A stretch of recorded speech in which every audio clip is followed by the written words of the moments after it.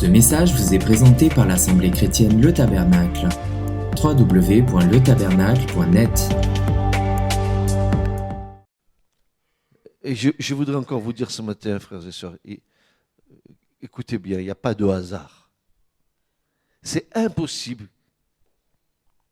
que ce soit le hasard. C'est impossible que toutes les choses qui vont arriver soient liées au hasard. Toutes les choses qui sont déjà arrivées, toutes les choses qui sont arrivées et toutes les choses qui arriveront n'est point un hasard. L'accomplissement des temps que nous allons vivre, et les temps se sont accomplis depuis plusieurs générations. Les temps et les accomplissements des temps que nous vivons va aboutir certainement à une visitation de Dieu. Pourquoi je dis ça? Parce que Dieu a un plan marqué. Il a marqué son plan par des temps qu'il a lui-même fixés dans son conseil éternel. Il a marqué des temps. Nous verrons comment Dieu a fait ces choses-là, parce que tout cela, nous le trouvons dans sa parole. Oui, il a marqué, un plan marqué par des temps que lui-même, dans son conseil éternel, a fixé dès avant la fondation du monde, où il interviendrait pour un besoin spécifique des hommes. Et nous voyons qu'au cours des générations, Dieu est toujours intervenu à des moments, à des temps qu'il avait fixés d'avance. Regardez, écoutez, au temps fixé par Dieu, la Vierge enfanta d'un fils. Au temps fixé. Dieu a fixé des temps dans le temps humain. Ce que je voudrais vous dire, c'est que la création de Dieu, elle a un but. La création de Dieu a été faite pour l'homme. Dites Amen, parce que quand Dieu a créé, il a dit c'est bon. Oui ou non? Tout ce que Dieu a fait, c'est excellent. Et quand il est arrivé à la création de l'homme, il a dit c'est très bon. Et quand Dieu a fait cette création, dans le cœur de Dieu, c'était que cette création soit assujettie à l'homme, que l'homme domine sur la création. C'est ce que Dieu voulait, mais pas qu'il domine comme il domine aujourd'hui, qu'il domine dans les valeurs du royaume de Dieu. Or non, ce que nous voyons déjà au départ, c'est que l'homme, par suite de sa désobéissance, dans son cœur sont entrées des choses qui sont contraires à l'amour de Dieu. Et c'est comme ça qu'on a vu que Caïn a tué Abel dès le commencement. Et pourtant, Dieu avait voulu que cette création soit comme un jardin d'Éden pour l'homme. Il a, dit le psalmiste, tout mis sous ses pieds. Il lui a assujetti toutes choses. Et parce que Dieu, dans son omniscience, savait tout ce qui allait se passer, Dieu a marqué des temps dans lesquels il interviendrait. Pourquoi croyez-vous que Christ soit venu d'après vous? Si Dieu n'avait pas marqué ce temps, nous étions tous perdus. Oui ou non? Et nous voyons que dans le plan de Dieu, Dieu a placé des signes dans les temps pour qu'il puisse intervenir au moment où lui a choisi d'intervenir. Je vous ai dit un jour, ici en prédication, pour vous rappeler, pour vous rafraîchir votre mémoire, que et vous et moi, ni chacun d'entre vous n'est pas un hasard d'être né dans cette génération.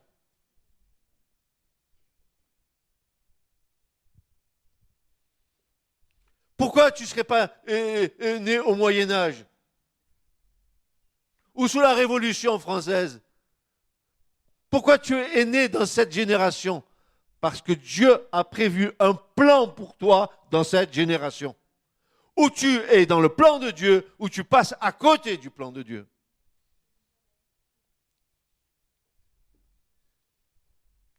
T'entends, Église? Tu dors, Église?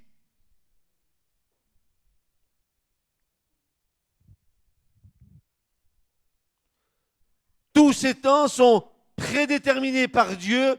Il n'y a donc pas de hasard. Ce que nous vivons aujourd'hui a été déterminé avant la fondation du monde. Regardez ce que dit Acte 15, versets 16 à 18. Je vous donnerai deux versions de ce passage. La première, c'est la version Darby. La seconde, ça sera la Crampon. Voilà ce que dit, d'abord, qui a écrit les actes? Qui? Pardon? Très bien, vous avez bien répondu. Luc, oui. Luc, l'apôtre. Voilà ce que dit Acte 15, versets 16 à 18. Après cela, je reviendrai et je relèverai de sa chute la tente de David. J'en réparerai les ruines et je la redresserai, afin que les restes des hommes cherchent le Seigneur, ainsi que toutes les nations sur lesquelles mon nom est invoqué, dit le Seigneur qui fait ces choses, et à qui elles sont connues de toute éternité. Elles sont connues de toute éternité. Et ça, c'est ce que dit Darby. Voyons voir ce que dit Crampon. Après cela, je reviendrai et je rebâtirai la tente de David qui est tombée. Je rebâtirai ses ruines et je la redresserai, afin que le reste des hommes recherche le Seigneur, ainsi que toutes les nations sur lesquelles mon nom a été invoqué, dit le Seigneur, qui fait ces choses éternellement connues de lui. Ces choses éternellement connues de lui. Tous les événements de la terre sont connus de lui.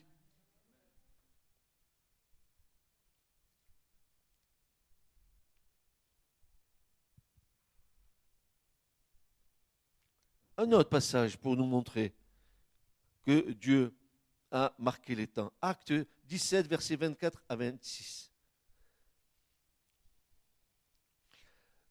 Il est dit au verset 24 de Acte 17, « Le Dieu qui a fait le monde et tout ce qui s'y trouve, étant le Seigneur du ciel et de la terre, n'habite point dans des tombes faites de mains d'hommes.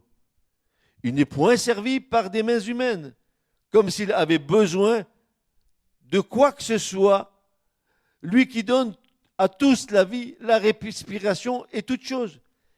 Il a fait que tous les hommes, sortis d'un seul sang, habitassent sur toute la surface de la terre, et ayant déterminé la durée des temps et les bornes de leur demeure. Et ayant déterminé les temps et la durée des temps, le verbe en grec qui est là, c'est pas simplement qu'il a déterminé, mais qu'il a marqué, qu'il a délimité les temps. Il y a le temps de la loi, il y a le temps de la conscience, il y a le temps de la grâce.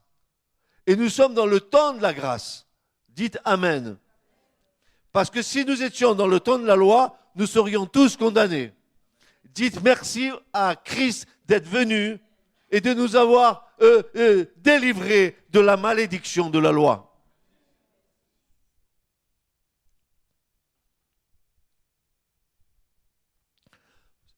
Rappelez, tout est accompli. C'est fini. Tout est accompli.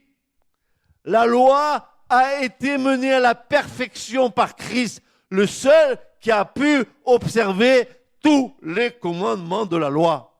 Le seul qui a pu observer tous les commandements de la loi. Et il y a rajouté l'amour. La fin de la loi, dit Paul, c'est l'amour. Maintenant, tu peux observer la loi, non pas par devoir, non pas par crainte, mais par amour. Ça change. Ô chrétien, ça change. Tu as une autre vision des commandements de Dieu. Ces commandements ne sont pas un fardeau pour nous parce que nous les respectons par amour pour lui, par amour pour Christ qui a tout accompli. tout accompli. Les temps ont été fixés. Les temps ont été marqués. La croix a été marquée. La naissance de Christ a été marquée. Le retour de Christ est marqué. Les grandes tribulations sont marquées. Tout est marqué.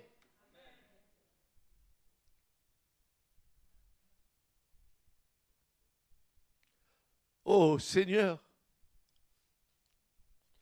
rends-nous intelligents.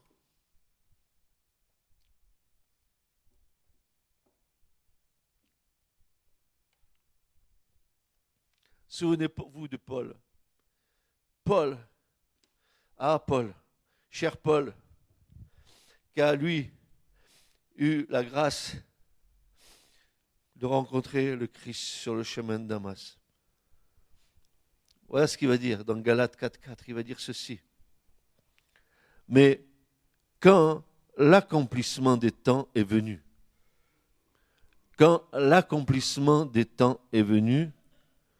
Dieu a envoyé son Fils, né de femme, né sous la loi, afin qu'il rachetât ceux qui étaient sous la loi, afin que nous reçussions l'adoption. En déconne, dans Galates 4, verset 4, dans ce verset, il y a tout ce que vous voudrez là. Dans ce verset, il y a un condensé de toute notre foi. Regardez ce que dit Paul. Mais quand l'accomplissement du temps est venu, donc Dieu a marqué le temps pour la venue de Christ. Oui ou non? Pourquoi le monde que nous connaissons, notre monde à nous, a marqué son temps? Parce que le monde aussi marque son temps. Janvier, février, mars, avril, mai 2014, 2015, etc. Mais le monde a marqué quelque chose qui est indélébile. C'est avant Jésus-Christ et après Jésus-Christ. Il n'y a pas d'autre marque que celle-là. Parce que l'avant et l'après Jésus-Christ, c'est la croix de Christ à Golgotha.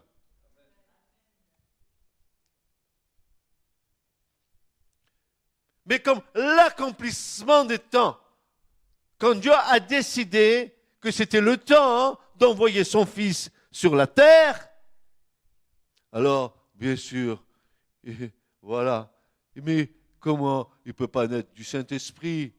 Ah, comment ça peut se faire? Eh bien, tu vas voir comment ça va se faire, tout ce qui va se passer là aussi.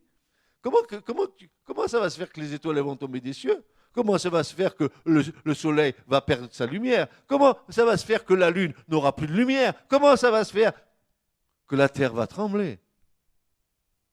Comment ça va se faire que les puissances des cieux vont être ébranlées?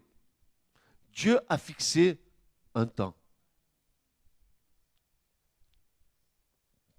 Mais quand l'accomplissement du temps est venu, Dieu a envoyé son Fils, né de femme, né sous la loi. Alors, le Christ, je vous rassure, le Christ n'a pas été enfanté, le Christ a été engendré. Parce qu'il n'y a pas eu de relation homme-femme. C'est l'Esprit de Dieu qui a couvert Marie. Et la chose qui est sortie est sainte. Parce qu'elle vient d'en haut. Oh, mes amis. J'aurais aimé voir Jésus marcher sur la terre des hommes. Qu'est-ce qui devait émaner de sa personne?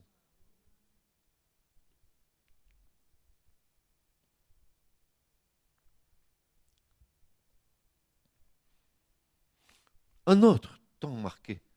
Tiens, on y est en plein dedans. L'Apocalypse. Vous ne croyez pas que le millénium n'est pas un temps marqué de Dieu? Dieu a prévu qu'il y aurait 1000 ans de règne glorieux du Christ sur la terre. Et ça arrive. Je dirais même que c'est pratiquement là. Comme si Dieu était le maître de tous les événements qui se passent sur la terre. Et l'homme croit qu'il a le pouvoir de changer les temps, les moments, la société, les circonstances. Il le croit, mais c'est un énorme mensonge du diable. C'est un énorme mensonge du diable. Tiens, bonne nouvelle.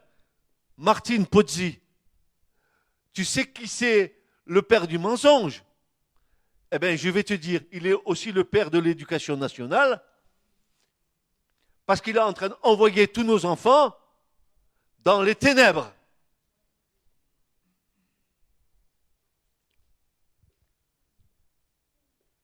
Il sait que c'est beau l'éducation nationale. Magnifique. Il n'y a pas un livre que nos petits-enfants ont qui raconte des histoires dans le livre où il n'y a pas une sorcière, un démon, des formules magiques qu'on apprend. On est en train de préparer la génération de maintenant à recevoir l'Antichrist.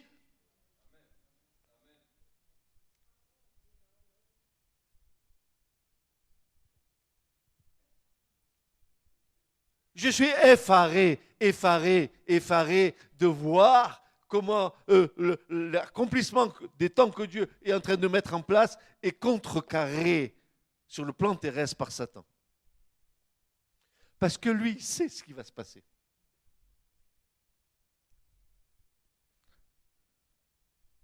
Les temps de la visitation du peuple de Dieu, ça peut être un temps de renouvellement de la foi. Moi, je crois que pendant les grandes tribulations, les tribulations qui vont passer, il va avoir l'Église. Hein, alors là qu'ils écoutent sur Internet, parce qu'il vaut mieux qu'ils écoutent ce qui va être dit maintenant, c'est que l'Église va passer par les tribulations. Elle va passer par les tribulations. Il faut que l'Église soit épurée, émondée.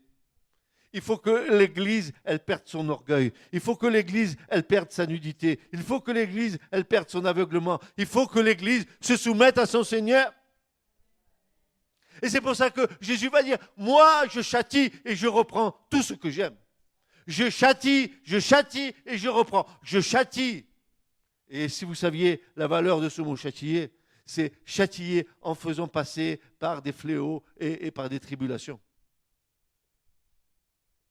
L'église de Laodicée, notre église, malheureuse église, pauvre église, où il y a un désordre total dans l'église du Seigneur, où chacun, c'est comme du temps des rois, et chacun fait ce qui lui semble bon. Chacun y vit sa foi comme il l'entend.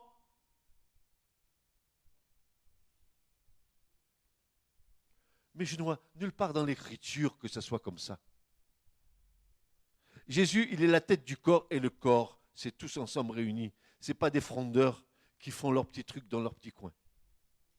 Ça, c'est le meilleur endroit pour te faire piéger par le diable.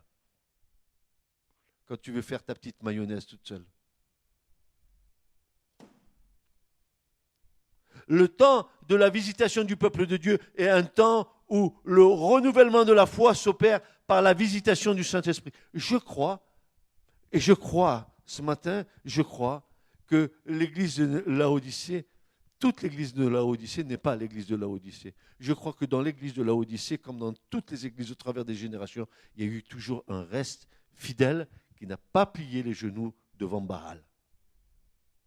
Je crois que dans notre génération, dans l'église de notre génération, il y a des hommes et des femmes qui sont consacrés à Dieu. Je crois, c'est des gens et des personnes qui n'apparaissent pas, qui sont cachées, mais qui vivent des choses avec Dieu, qui ne paraissent pas. Elles sont dans l'église, elles ne paraissent pas, mais ce sont des trésors cachés.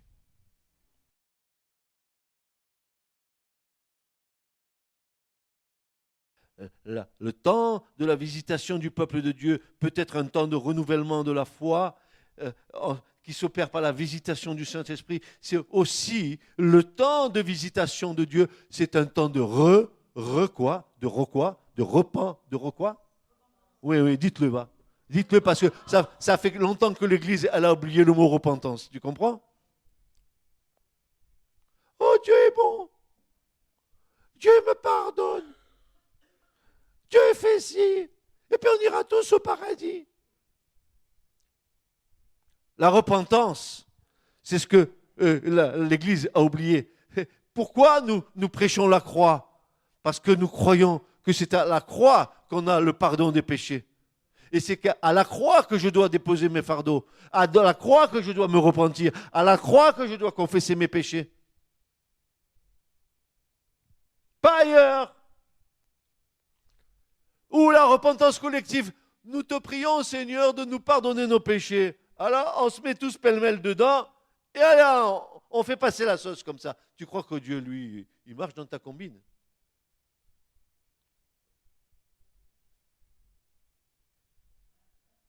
Un temps de repentance.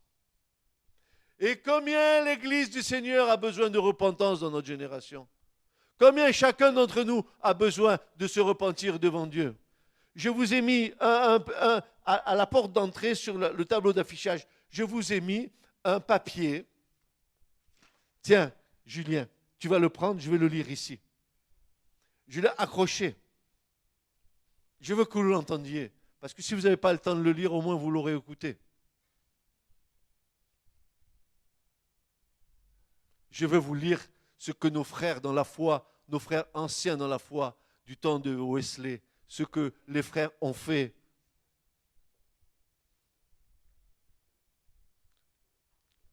Merci, Julien. Je l'ai accroché. Si vous voulez en faire des photocopies, vous pourrez. Mais laissez-moi vous le lire. En 1752, un groupe de méthodistes dont faisait partie John Wesley, un homme de Dieu, éminent homme de Dieu, signèrent un pacte que chacun accepta de suspendre au mur de son bureau. Voici le contenu des 6 articles de ce traité. Premièrement, nous n'écouterons pas, ni ne rechercherons à connaître les racontards colportés sur l'un ou sur l'autre d'entre nous. 1.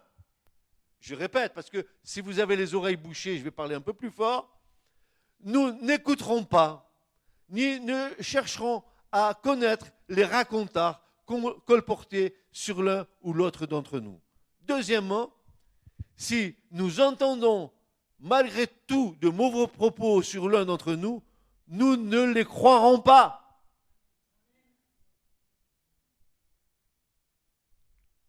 Je répète, il y en a qui ont une surdité à l'oreille gauche. Je peux me déplacer par là si vous voulez. Si nous entendons malgré tout de mauvais propos sur l'un d'entre nous, nous ne les croirons pas. Troisièmement, nous communiquerons aussitôt que possible ce que nous avons entendu, soit de vive voix, soit par écrit à la personne concernée.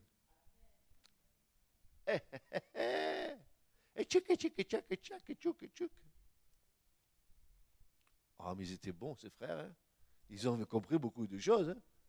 Je répète, nous communiquerons aussitôt que possible ce que nous avons entendu, soit de vive voix, soit par écrit à la personne concernée.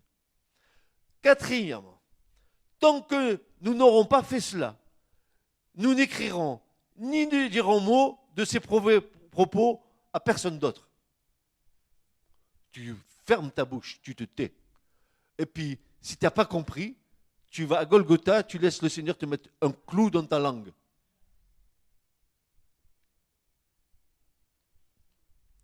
Tant que nous n'aurons pas fait cela, nous n'écrirons ni ne dirons mot de ces mauvais propos à personne d'autre. Ça veut dire, vous ne colportez pas des on dit, on fait, on a dit, il est comme ça, elle est ici, elle est là. Ta langue zip. Cinquièmement, après avoir fait cela, nous ne mentionnerons rien à personne d'autre.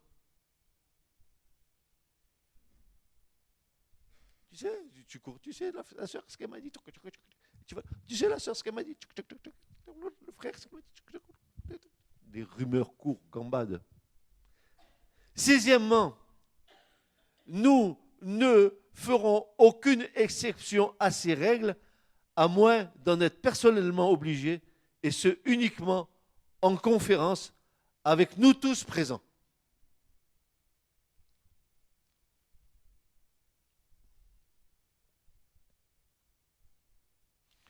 Rappelez-vous toujours que la personne qui vous dit « n'en parlez à personne », l'a déjà probablement dit à tous ceux que vous connaissez. Le téléphone, ou le tam-tam africain, pareil. Ça se sait. Confrontez-les concernant leur ragot. Confrontez-les concernant leur ragot, mais avec tout votre amour fraternel, et n'en propagez rien. Ne pensez-vous pas qu'en tant que chrétiens, nous devons être honnêtes les uns envers les autres?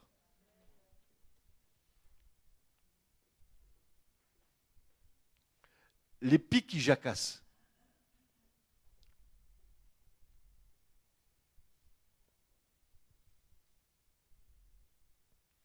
Parce que l'Église est dans cet état-là, elle a besoin de repentance. Parce que l'Église a besoin d'ouvrir son cœur au Seigneur et de se laisser visiter par le Seigneur.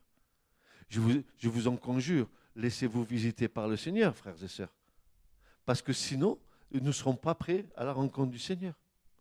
Les vierges folles, les vierges folasses, ce sont des vierges qui croient à connaître toutes les choses de Dieu et qui certainement ont déjà comme une préfiguration de l'enlèvement avec le Seigneur. Et pourtant, le Seigneur va leur dire, je ne vous connais pas parce qu'elles se basent sur un salut vidé de tout sens. Elles ne vivent pas ce qu'elles disent ou ce qu'elles prétendent être. Reconnaître le temps de la visitation est important, discerner par l'Esprit de Dieu les temps que nous vivons, et là encore, le prophétique rejoint la réalité terrestre. Je vous ai dit il n'y a pas très longtemps que la parole prophétique, ce que Dieu a donné aux prophètes, la grâce qu'il a faite aux prophètes, en les montant en esprit, en les acceptant d'entendre et de voir ce qui se passe dans le conseil secret de Dieu dans les cieux, comme ont fait Ézéchiel et bien d'autres qui ont été montés en esprit, comme Jean dans l'Apocalypse qui a été monté en esprit, qui a eu cette grâce de voir ce qui se passe dans la salle du trône royal. Et comme dit Jérémie, mais qui a vu et qui a entendu la parole de l'Éternel? Qui s'est tenu dans le conseil secret de Dieu? Le prophète est monté, il a entendu. Il redescend, il dit au peuple. Et la prophétie, elle est là. Alors, frères et sœurs, est-ce que nous ne sommes pas aujourd'hui, vous et moi, mis au bénéfice des prophéties d'Ézéchiel, d'Isaïe, de Jérémie, de Daniel, etc. Nous sommes tous mis au bénéfice de cela. Nous sommes mis au bénéfice de gens qui ont vécu des révélations. Et quand je parle de révélations, je ne parle pas de ce que j'ai compris, ce que Dieu a dit. Il y a une différence entre je comprends quelque chose et je dis que ça c'est une révélation, et une différence entre je suis monté en esprit et j'ai vu et entendu ce que Dieu a dit. Ça c'est la révélation.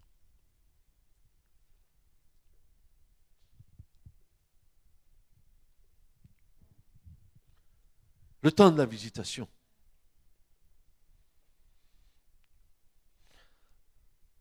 Il dit aussi aux foules, quand vous voyez une nuée se lever de l'Occident, aussi vous dites, une ondée vient, et cela arrive ainsi. Et quand vous voyez souffler le vent du midi, vous dites, il fera chaud, et cela arrive. Hypocrite. Luc 12, 54, 56. Hypocrite. Vous savez discerner les apparences de la terre et du ciel, et comment ne discernez-vous pas ce temps-ci? Église, tu dois discerner les temps d'aujourd'hui.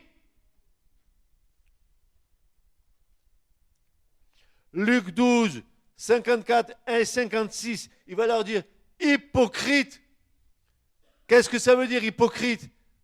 Hypocritesse, comédien. Vous jouez la comédie. Vous discernez les apparences de la terre et du ciel, et comment ne discernez-vous pas ce temps-ci? Ils ne discernaient même pas la présence du Fils de Dieu sur la terre, il était au milieu d'eux. Il leur a dit, mais le royaume de Dieu, il est au milieu de vous. Et quand Jésus dit ça, il dit, mais le royaume de Dieu, c'est moi. Je suis là, je suis au milieu de vous. Vous voyez le royaume en ma personne. Et vous ne discernez rien. Et vous dites que j'ai un démon. Vous vous rendez compte? Vous vous rendez compte? Ils vont dire de Jésus qu'il est un démon. Ils ne sont pas connus le temps de la visitation. Ils n'ont pas connu le temps que Dieu a fixé d'avance pour que son Fils vienne. Et aujourd'hui, il faut que tu saches quel temps tu vis.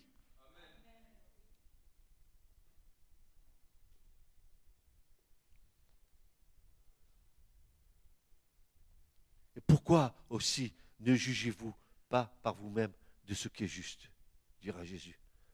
Vous discernez les apparences de la terre et du ciel. Et comment ne discernez-vous pas ce temps-ci?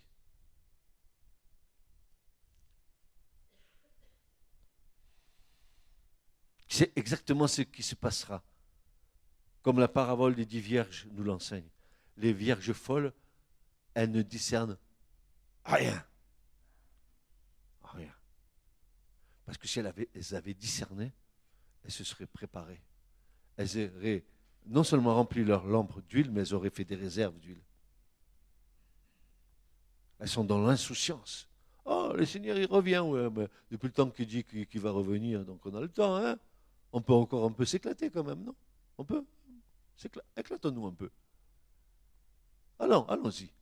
Il y a le temps. Et puis, nous, on a des prophètes dans le monde. Paul Naref, il a dit qu'on ira tous au paradis. On ira tous au paradis. Mais oui, on ira tous au paradis. Oui, mais ils ont oublié de dire qu'il y a une autre porte, c'est les temps de feu et de soufre. C'est autre chose. Deux camps se forment. Quand il y a une visitation de Dieu, quand un temps fixé arrive et que ce temps fixé par Dieu se manifeste, alors il va y avoir deux camps d'individus qui vont se former. Deux camps. Ceux qui reconnaissent la visitation et ceux qui ne la reconnaissent pas par aveuglement. Je vais te dire, Église, ce matin, que je ne voudrais pas que tu sois dans l'aveuglement de ce qui va se passer là maintenant. Tu comprends ce que je suis en train de te dire? Pourquoi je te prêche comme ça ce matin? Pourquoi je t'interpelle? Parce que j'ai envie que tu comprennes que les temps qui arrivent là, et les temps, quel temps? Mais les temps que Dieu a fixés. Les choses que Dieu a fixées. Et dans les signes, dans les cieux, dans les signes sur la terre, toutes ces choses que Dieu... par exemple, les tétrades, n'est-ce pas? C'est l'une de sang qui va avoir pour Pessah, pour Pâques 2015. On s'attend à un grand mouvement de la part de Dieu. Et c'est assez bizarre que ça se passe à des moments clés des fêtes de l'Éternel. Mars-avril, là, attendez-vous à quelque chose. Même les Juifs sont en train de nous dire, allez, écoutez ce que nous disent nos frères rabbins. Ils sont en train de dire, 2015, c'est la 3e guerre mondiale. Même eux le disent. Et nous qui avons l'Esprit de Dieu, qu'est-ce que nous disons? Boulot, dodo, métro, manger, tranquillou, tranquillé, tous les dimanches, l'église, la chaise. Ah, bon, le pasteur, il prêche. Oh, ce qu'il est beau, ce pasteur. Mais qu'est-ce qu'il est enquiquinant? Et tous les dimanches, c'est pareil. Tu dors à l'église. Les vierges, elles redormaient, les vierges. Elles s'étaient assoupies, les vierges. C'est pas parce que tu es devant ton ordinateur à faire des choses pour l'église que tu es réveillé.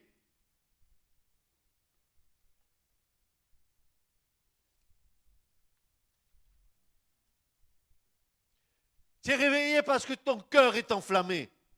Parce que ton esprit est enflammé. Tu es réveillé parce que l'amour de Christ te presse. Tu es réveillé parce que tu es fou de l'amour de Christ. Tu es réveillé parce que tu es comme une vierge sage. Tu attends. Tu es en éveil. Ton esprit est en éveil. Ton esprit est en éveil. Il est connecté avec l'Esprit de Dieu. Ton esprit, il cherche les mouvements du Saint-Esprit pour savoir quel temps tu vis.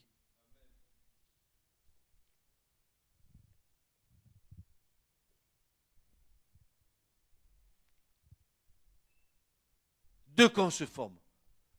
ceux qui vont reconnaître la visitation, parce que même si l'an prochain, en 2015, pour Pâques, il se passe quelque chose, des événements dans les cieux, ben ça ne va pas convaincre les gens encore. Ils n'ont pas cru. Jésus a ressuscité les morts. Il a guéri les malades. Il a fait voir les aveugles. Et ils n'ont pas cru. Ils n'ont pas cru.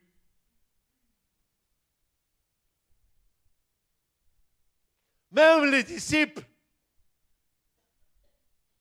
Ils n'ont pas cru.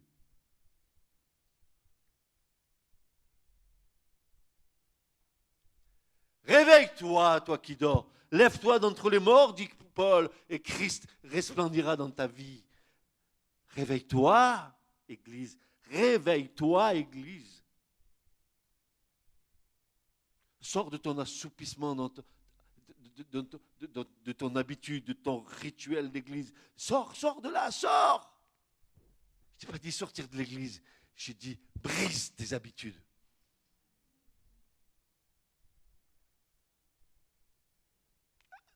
Une vie bien réglée, c'est le début de la mort.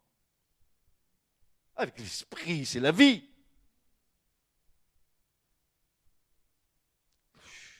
Je ne veux pas vous choquer, mais j'ai envie de vous dire des choses ce matin. Je voudrais vous ébranler sur vos chaises. Que vos chaises se fissurent. Comme ça, dimanche prochain, vous irez sur une autre chaise.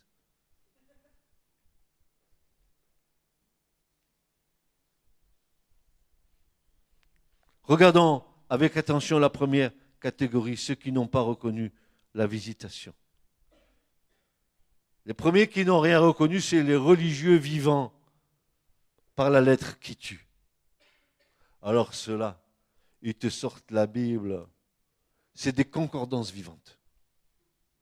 Ils vont te dire tout ce qu'il y a dans la Bible. Tout. Et des érudits. Les femmes savantes ou les précieuses ridicules, ils savent tout, sauf qu'ils ne connaissent pas Christ.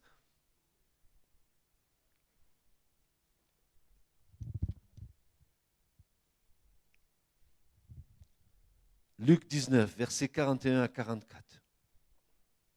Luc 19, versets 41 à 44. C'est Jésus qui s'approche de Jérusalem, c'est sa montée vers Jérusalem, il va vers la croix, verset 41. Et quand il fut proche, voyant la ville, il pleura sur elle, disant, si tu eusses connu toi aussi, au moins en cette tienne journée, les choses qui appartiennent à ta paix, mais maintenant, elles sont cachées devant tes yeux.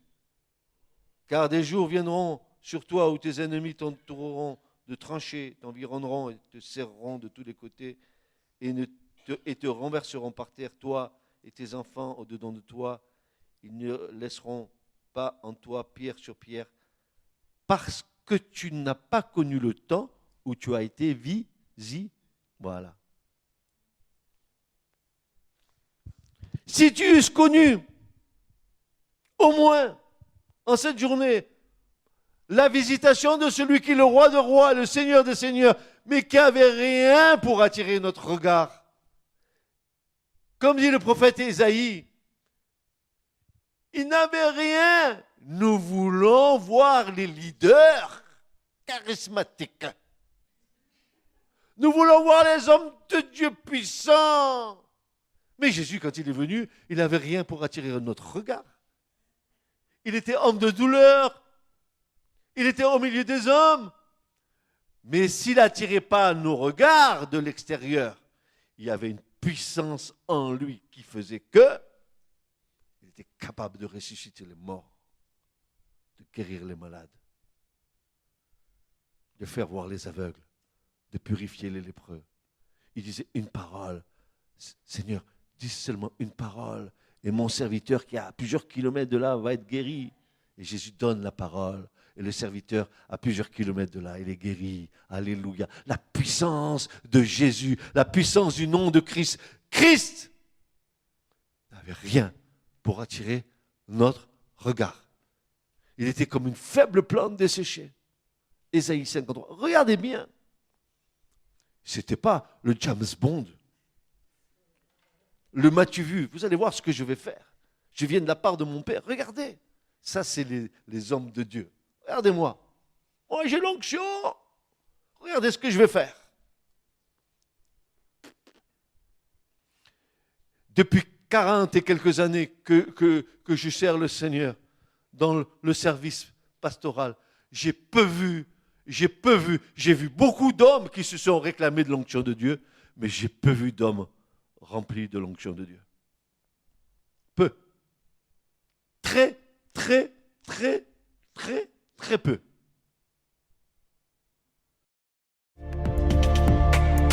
Ce message vous a été présenté par l'Assemblée chrétienne Le Tabernacle. www.letabernacle.net